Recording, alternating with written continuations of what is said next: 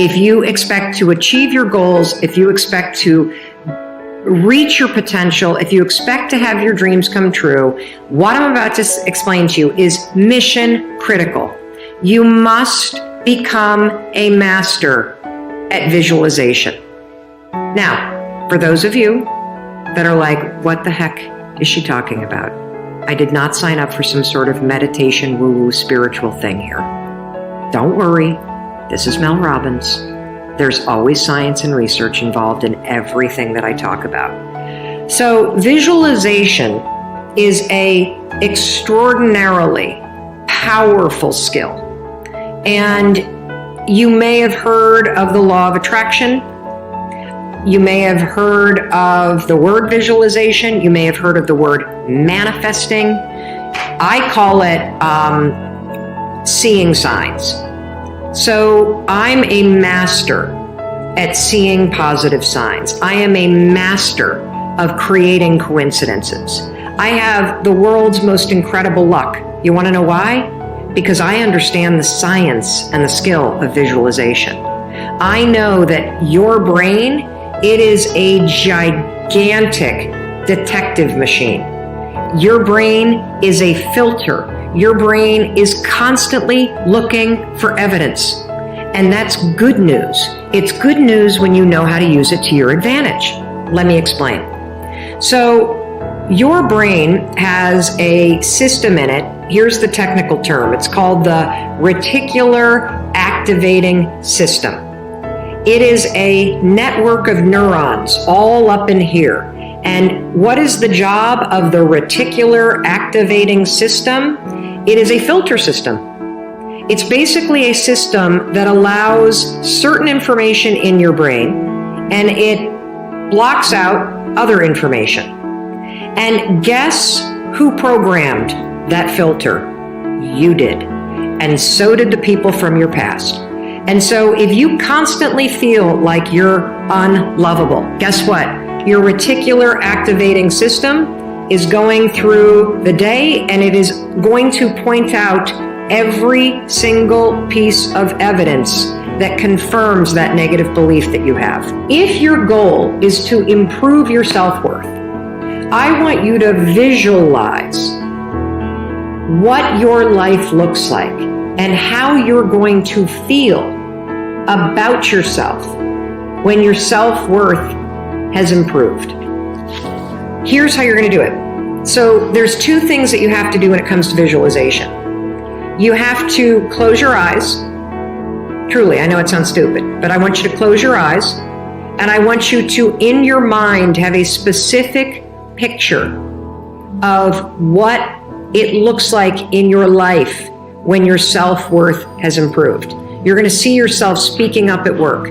You're going to see yourself talking more about your business. You're going to see yourself leaving bad relationships. You're going to see yourself defining boundaries. You're going to see yourself going to the gym. You're going to see yourself taking care of yourself. And when you start to visualize the image of that, I want you to consciously, this is step 2, consciously think of the positive emotions that you're going to feel. I'm going to feel happy. I'm going to feel proud. I'm going to stand taller. I'm going to be so grateful that I made this change. Marrying the specific picture. Oh, there I am. There I am. I'm at work and I'm raising my hand. Amazing. I'm sharing my idea. There I am. I'm getting a promotion. There I am asking for a raise. There I am. I've just signed up another customer to my business. There I am. I've gone back to school. I feel so good about myself. When you do that, here's what's actually happening in your brain. This is the cool science part. You are training your brain to have a totally different filter. You see, your brain, my brain, it doesn't know the difference between something that actually happened to you, like the F you got in your test in 10th grade, and the things you imagine that are happening to you. Let me say that again. Your brain doesn't know the difference between the bad things that actually happened to you, the real memories that you have, and an imagined memory that you're creating. Your brain will experience you visualizing going to the gym. You visualizing how happy you feel when you do. You visualizing asking for that raise and getting it and how proud you're going to feel. Your brain, when you visualize in the way that I'm teaching you to, it encodes it as a real memory. And that's important because when you encode it as a real memory, it changes the filter system, that reticular activating system. And here's what we know based on research. The more you visualize things, number one, the greater your confidence is going to be, the greater security you're going to have about it. And here's the really cool thing. The more you do this with your goals, you wake up every day and you just visualize. It takes 30 freaking seconds, for crying out loud. You visualize having a great day at school. You visualize curing your panic and how proud you're going to be. What studies suggest and have proven is that simply visualizing yourself doing things actually develops the skill and helps you improve the skills, just as if you were actually doing it. The problem with passion is that you and I have bought into this massive fantasy world where we think that passion is a person or a place or a thing, that somehow, like a needle in a needle in a haystack, that you are somehow just going to stumble into the thing and you're going to find that one person, or you're going to find that one thing that you're meant to do, or you're going to find that career. And honestly, we got to change the way that you think about passion and purpose before you will actually be able to bring it into your life. Because the truth is, passion isn't in a person, it isn't in a place, and it isn't in a thing. It's something inside of you. And when you flip the definition of what passion is, and when you actually understand what you're looking for, when you say, I want to discover my passion, then you'll be able to create more of it in your life. I started thinking about luck because for a long time in my life, I started to think that luck was for other people, that luck was just one of those things that if you were lucky enough to be born with luck, you won the lottery, you got the job you wanted, your family got along. And the truth is, there's a tremendous amount of science behind luck, that luck is something that you can make for yourself, that you can become luckier based on the things that you do and the things that you think about. And one of the things about lucky people is a lot of lucky people make their luck because they have trained themselves to think optimistically. And one small trick that you can use in your life that is free, you can do it today, is when you go to bed tonight, before you go to sleep, I want you to write down one thing that happened today that was good. That's it. Every night before you go to bed, I want you to write down one thing that happened today that's good. In fact, let's do it right now. In the comments, go to the comments and tell me one thing that has happened today that you can think of that's good. Just one thing.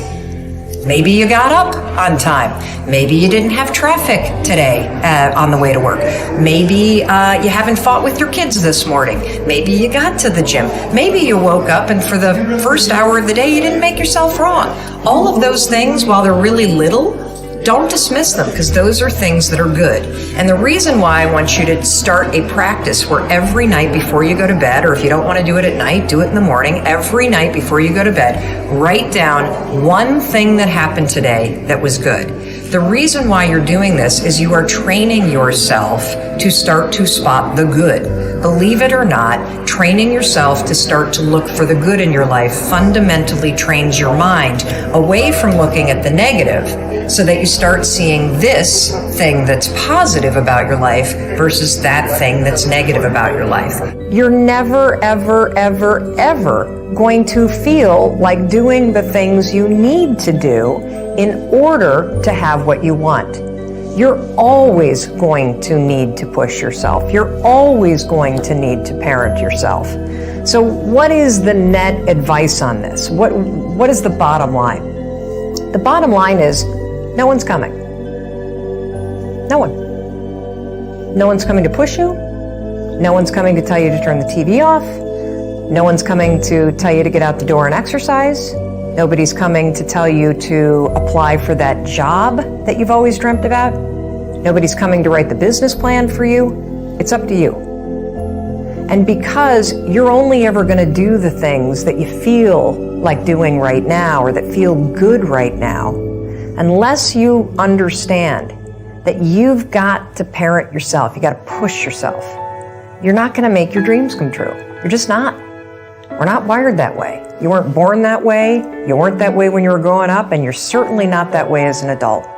And there's a tremendous amount of liberation that comes when you accept the fact that you're always going to need to give yourself a push. The truth is, if you want control in your life, if you want to make things happen, you have to be able to expect that you're going to get a no and do it anyway. So what do I mean when I say, if you want control, expect a no? Well, there's a couple things that I mean by it. Number one, if you're somebody that gets paralyzed because you want things to be perfect, perfectionism is a way that most of us try to handle or mitigate or make sure that we don't hear no. We assume that if we're perfect, everything's going to go okay. And so we spend all of our energy thinking about our dating profile or thinking about the business plan or thinking about how to make things perfect. And the reason why we do that is we're terrified to hear no. We're terrified to put something out there that's not perfect, because if it's not perfect, you might get a no.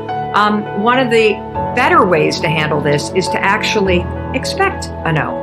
You know, I saw the most incredible quote by our friend Faustina over in Australia. She's a very famous DJ and friend of ours from Australia. And she put out the most amazing quote, and I'm going to get it totally wrong. But it's something like this: you have to be yourself, because how else are the people who are looking for you going to find you? And I think particularly when it comes to dating, what we tend to do is we are so afraid of being rejected by anybody out there that we try to be somebody that we're not, that we put out a fake, improved, or what we think is improved version of ourselves in order to not hear no. And most of us pretend to be somebody that we're not when we fear rejection, when we believe that how we are or who we are isn't good enough. And so that's why it's so important for you to understand that you have to be willing to hear a no. You have to be willing to hear a no from the wrong people, so that the people that are looking for you can find you, so that the people who want to be part of your business can be part of your business. If you're putting a fake person out there or a pretend perfect person out there because you think that's gonna save you from rejection, you're actually screwing yourself over. You're not a procrastinator. You have a habit of procrastinating. Big difference. Because if it's a habit, I can teach you to use science to break it. You see, all habits have three parts. There's a trigger, and in the case of procrastination, the trigger is always stress. Then there's a pattern you repeat, and in the case of procrastination, it is to avoid doing something. And then there's a reward. You get a little stress relief. The only way to break a habit, you guys, is not to deal with the triggers. You're never going to get rid of the stress in your life, but you can 100% change your pattern of avoiding work. So next time that you're in a situation where you feel yourself hesitate, you spent way too much time checking out the highlights from last night's scores, what you're going to do is you're going to go, oh, I must be stressed out about something. Acknowledge the stress. Then go 5, 4, 3, 2, 1. I want you to count to yourself, because I want you to interrupt the habit that's stored here, and I want you to awaken your prefrontal cortex. Then I want you to just work, just for 5 minutes.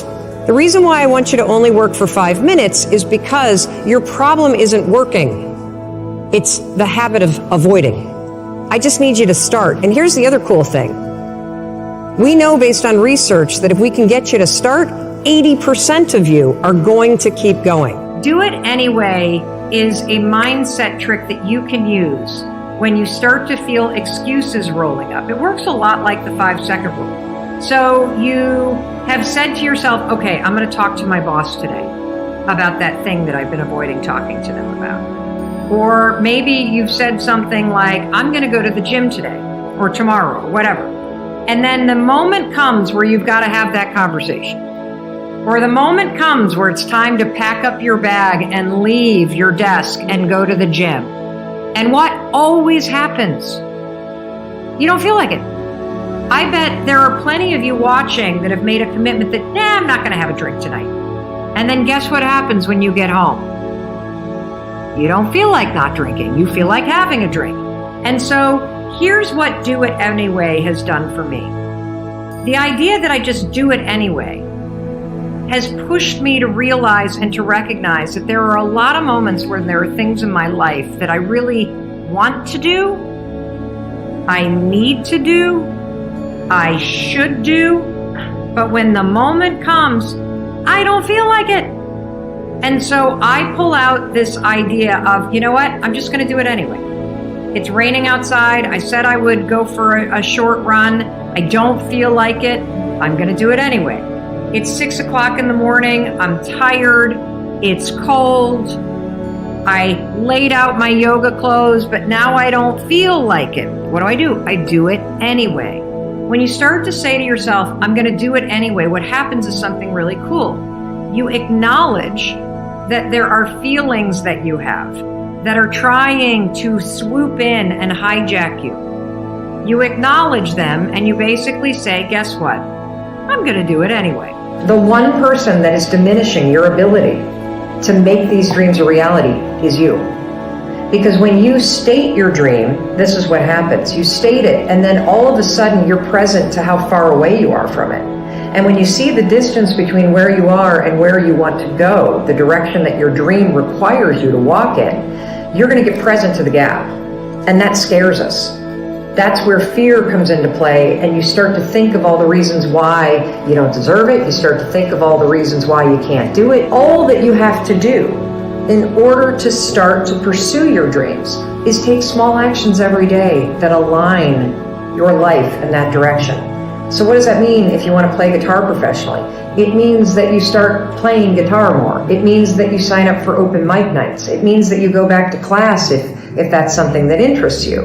You see, your dreams will happen either because of you or in spite of you. They don't happen because of other people. They happen because of you and what you do. The second you have the bravery to state that dream, now are you going to create it or are you going to diminish it in your mind? Here's your new definition of passion. Passion is simply energy. That's all that it is, okay? Passion is what you feel when you are energized and excited about what you're doing, okay? I want you to think about that for a minute. I want you to think about a moment in time when you felt incredibly passionate about something, okay? And why don't you in the comments tell me where are you watching from, and tell me about a moment in time when you felt incredibly passionate about what you were doing, about where you were, about the people that you were with. Describe that moment for me, because when you start to really investigate passion as energy, this is what you're going to discover. Those moments when you were super passionate, like I'm sure my kids would write down when they're doing community theater with all their friends. I would write down whenever I'm doing any kind of creative project with my team, I'm incredibly energized. Whenever I'm doing group exercise stuff, climbing a mountain, doing a 5K race, doing some sort of walkathon, I'm incredibly energized by that. Whenever I'm doing some sort of creative project, incredibly energized by that. Whenever I'm working with our video team, incredibly energized by that. Whenever I am coaching someone or giving advice, I am incredibly energized by that. And so what I want you to understand is that if you look back on your life, you have had moments where you have felt passion. Now, I'm being very deliberate in how I'm talking this morning on Coffee Talk because passion is a huge topic for so many of you. And you've been so focused on trying to figure out what job is going to make me passionate. What job is my passion? What is my purpose on the earth? I'm going to tell you what your purpose on earth is right now. Your purpose on earth is to figure out how to align your life so that you feel more energized and excited by it. That's it. And it begins with you following the energy and following your natural enthusiasm. You're not going to think your way to passion. You can't think your way to finding something that you feel in your heart. It doesn't work that way. You got to feel your way into it. It's inside of you. Do you understand? There's no passion out there somewhere. The passion is in here. And so what you have to do first is you've got to stop thinking that you're going to find it somewhere. And you've got to realize that passion is about unlocking something that's already in you. You're home, and then we go to kindergarten, and then you go to first grade, and then you go to second grade, and then you go to third grade, and then you go to fourth grade, and then you go to fifth grade, and then you go to middle school, and then you go to high school, and then there's the pressure to go to college or to a tech school or to do something else, and then you get your job, and then you're in your job, and then you meet somebody, and then you get married, and then you're supposed to buy the house, and then you're supposed to have the kids, and maybe you get the dog before the kids or after the kids, but then you have a second kid, and then you have the 0.5 kid, because most of us do 2.5 kids, and then we get the home equity line, and then we put the kitchen addition on, and then it's like our entire lives are set out in this linear progression as people chase the dream. The next, yeah. And particularly for those of us who are triggered by the fear of losing control, it's only natural to anchor your feeling of being in control to chasing the next thing. And so not only are we all socialized to believe that we're supposed to climb this ladder, we're supposed to do things in a linear progression, we're supposed to get to the next thing. Yeah. We've also been marketed to by society that we'll be happier if we have a new car. We'll be happier if we have a better dishwasher. We'll be happier if we have the skin lotion that's got the almond scent. And we're also psychologically anchoring our sense of control and our sense of happiness on achieving those things. And what you're experiencing is no different than what millions and millions and millions of us experience. And that's that emptiness that you feel when you buy the lotion that smells like almond butter and it doesn't make you happy. Or you get the promotion and you have an extra $100 in your paycheck after taxes, and it means you can buy the $14 Chardonnay, not the $10 Chardonnay, and it doesn't make you happy.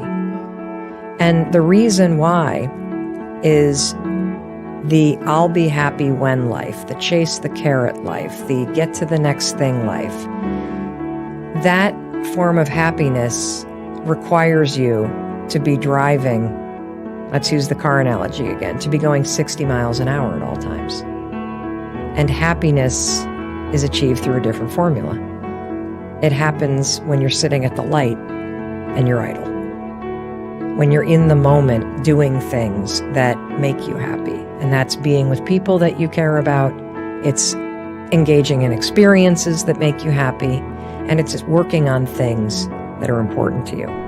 If you want some more affirmations with Ed Milet, check out the video right there next to me. I think you'll enjoy it. Continue to believe, and I'll see you there. So there's this governor on our lives, and it is a governor, and it's your identity. It's this internal, it's what you think you're worth. It's what you think you deserve.